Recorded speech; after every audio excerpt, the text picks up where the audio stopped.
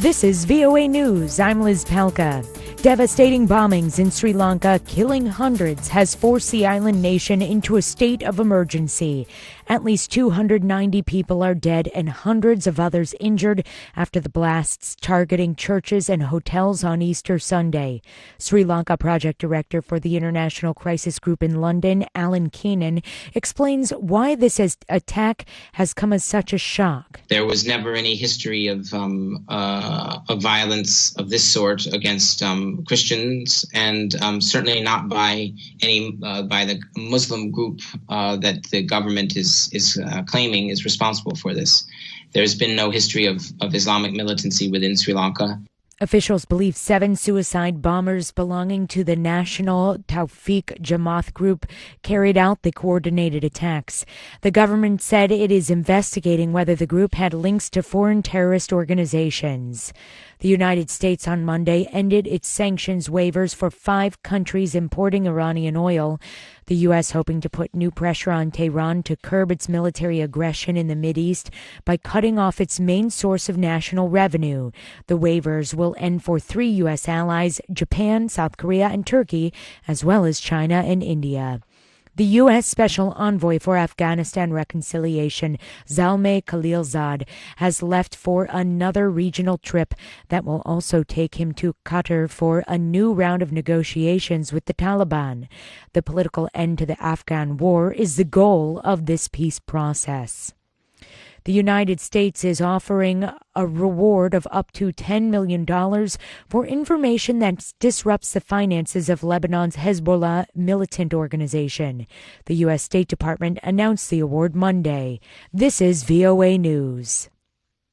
Tensions are rising between Sudan's military and protesters who have held a weeks-long sit-in around army headquarters in Khartoum.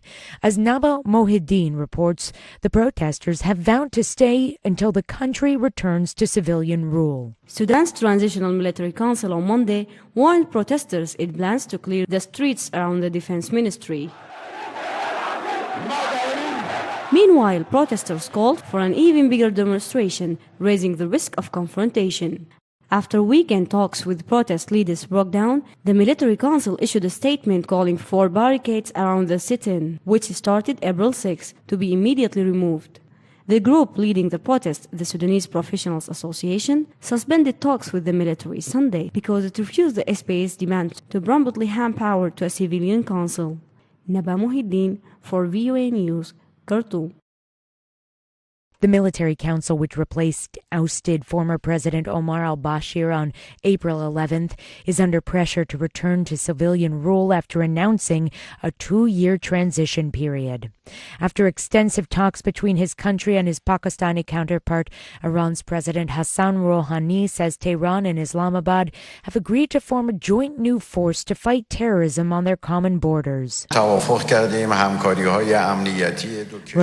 and Prime Minister Imran held a news conference. Groups operating within Pakistan's and Iran's Baluchistan provinces, which share a long border, seek independence from both countries. Here's Prime Minister Khan. We have come to the conclusion that we will not allow any militant groups to operate from our soil. This government, for the first time in Pakistan, is dismantling any militant group in our country.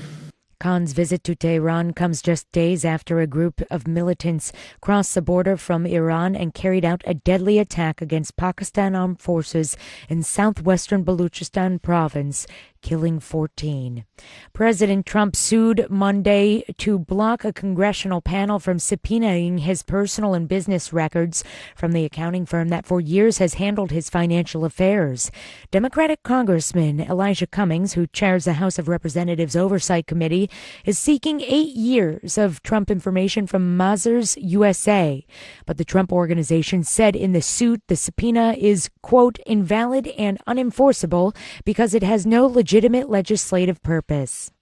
A strong earthquake in northern Philippines Monday left several people dead, trapping others in buildings and damaging the capital's secondary airport. I'm Liz Palka, VOA News.